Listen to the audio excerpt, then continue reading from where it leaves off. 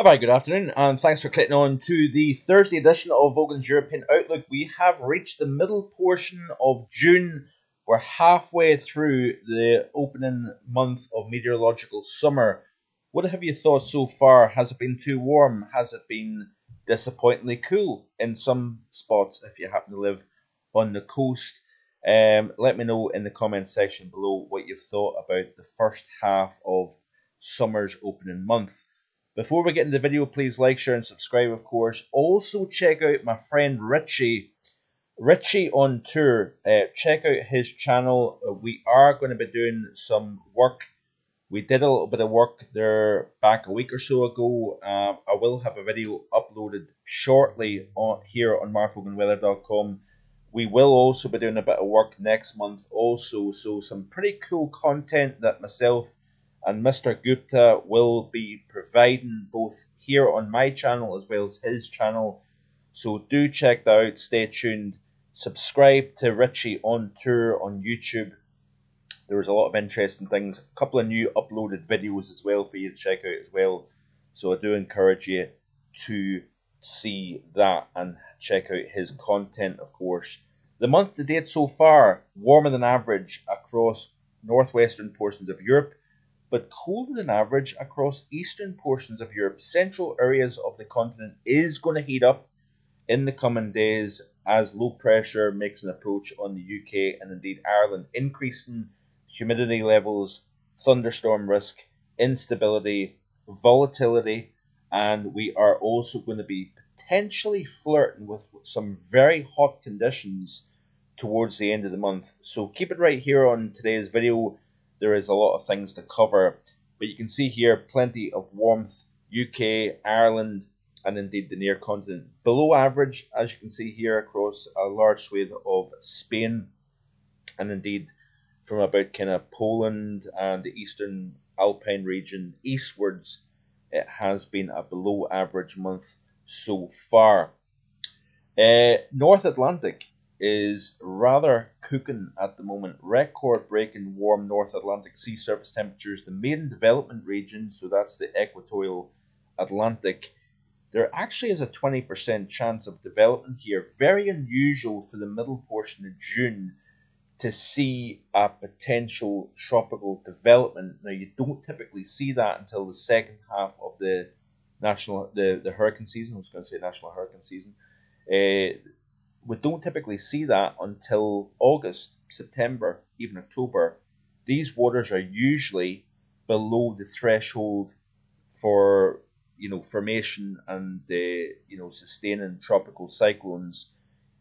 Of course, water temperatures have to be generally 27 C or above, and we have got that threshold already because we've got abnormally warm waters, not only in the tropical Atlantic, but up the eastern side of the North Atlantic, so up through the Canaries, past Spain, Bay of Biscay, and indeed across this region here to the west of the UK and Ireland. We have unusually warm waters, record-breaking warm waters. Not only is the North Atlantic, this is a tweet here by Nick Hill.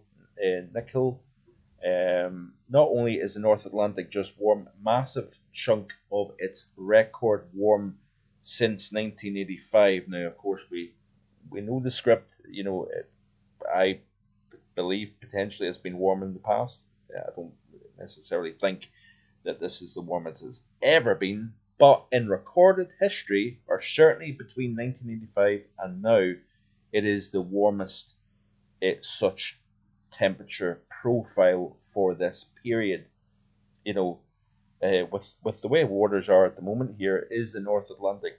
Do we have a Canary Island current, which of course is cold waters running down the west coast of northwest Africa? The cold Canary Current typically has a fairly cool sea surface temperatures, but we are seeing unusually warm sea surface temperatures in this general vicinity, and indeed up to the west of the UK as well.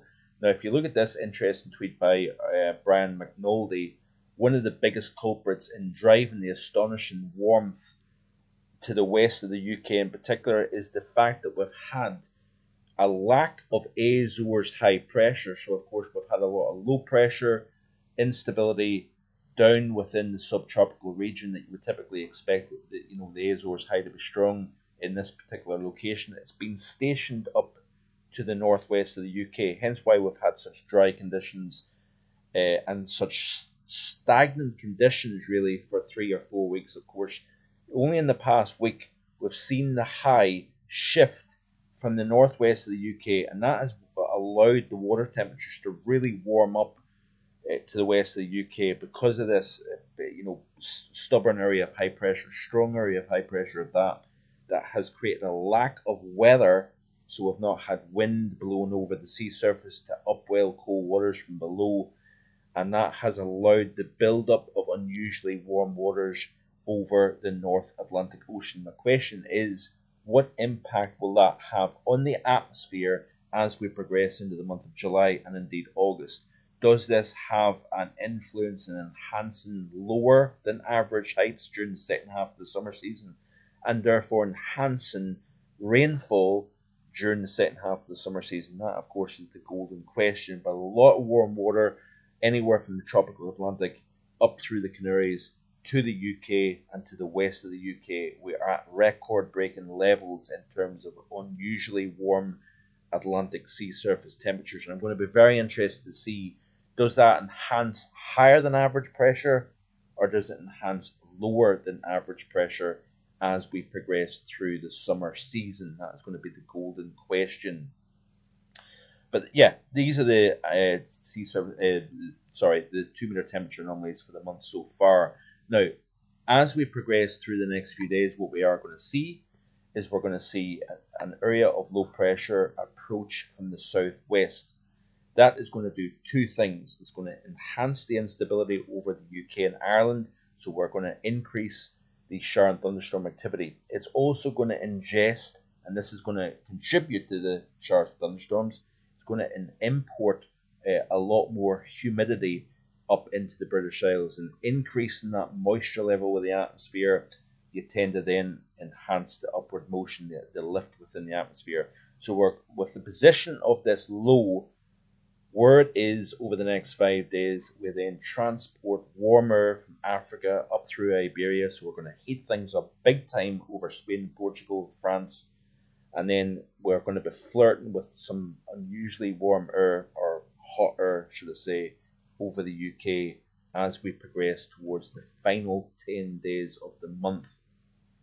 How much impact we see from showers and thunderstorms remains, of course, to be seen.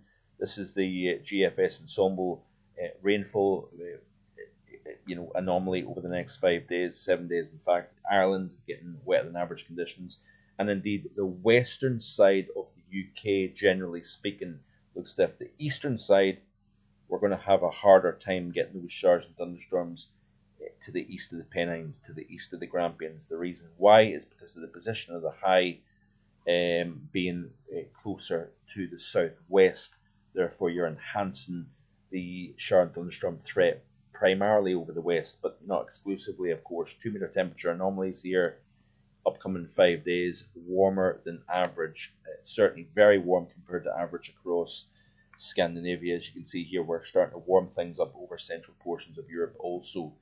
So looking at the overview chart, we'll look at the GFS, then we'll look at the ECMWF. Now, the GFS is a little bit more bullish and trying to develop an area of low pressure actually over the UK.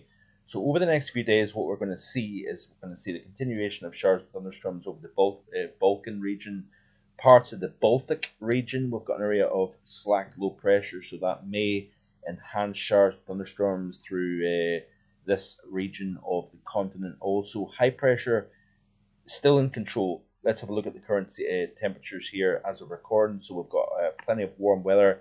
We do have some cool along the coast and exposure to that onshore breeze off the Atlantic. So we've got 27 Celsius at the Altnahara, only 22 at 21.7 actually, with an onshore breeze at Tain, 24 at the Inverness Dalcross, 26s, 27s in the western side of the country at the moment here. Down across England and Wales, we've got plenty of upper 20s, close to 30 in parts of the Midlands, northwest England, Wales is seeing some pretty warm temperatures, especially in the north and the east of the country. A little bit fresher down across the southwest. Southern Ireland slightly below average, or cooler, should I say, compared to warmer than average across the Midlands of Ireland and western Northern Ireland. Southern portions of England is rather toasty, as you can see. Looking at the continent, current temperatures as of 4:25 UK time. We do have some relatively cool conditions across Poland, very warm across southern Scandinavia, as you can see here, near continent, France, southern Spain and Portugal is seeing some pretty warm conditions. Of course, as that area of low pressure moves north, we're then going to pull some warmth from the northwest of Africa up into Spain and Portugal, and that is going to import more heat, more humidity, warm ocean temperatures, both in the Bay of Biscay, Western Mediterranean. That is going to enhance as this airflow is coming up from the northwest. It's blowing over a warmer than average Mediterranean basin, warmer than average Bay of Biscay, even the English Channel. What that does is it adds moisture to the air mass, and then it gets lifted northwards here. So that's the general script. Very warm conditions across not only Scandinavia but also the Baltic region as well.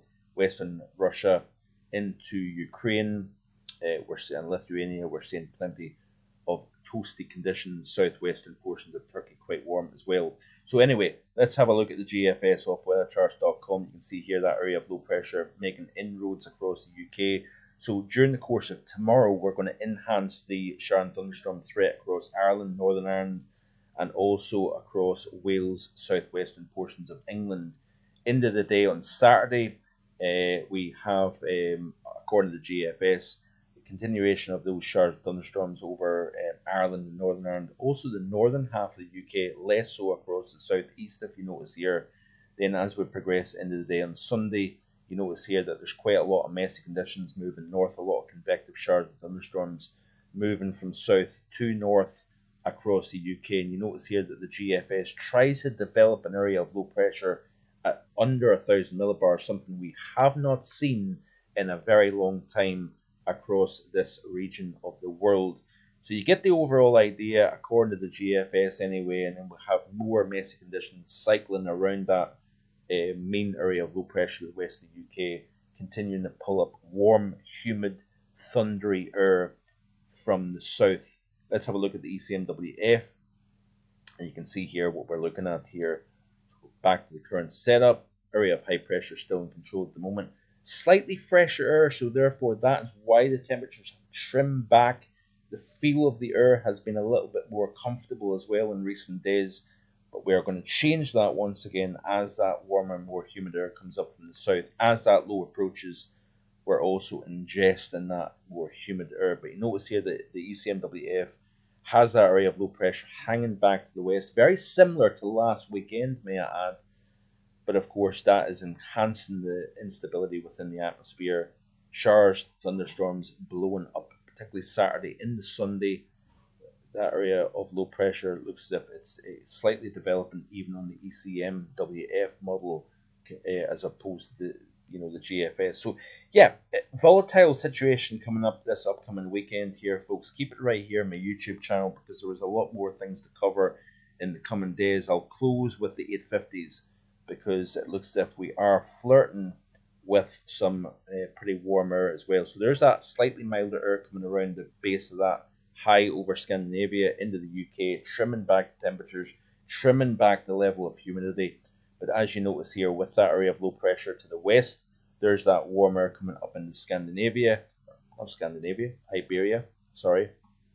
And you notice here that you've got that warm air coming up into the central portion of Europe. So we are going to start to see things heating up across central areas of the continent as we progress towards the upcoming weekend and next week here.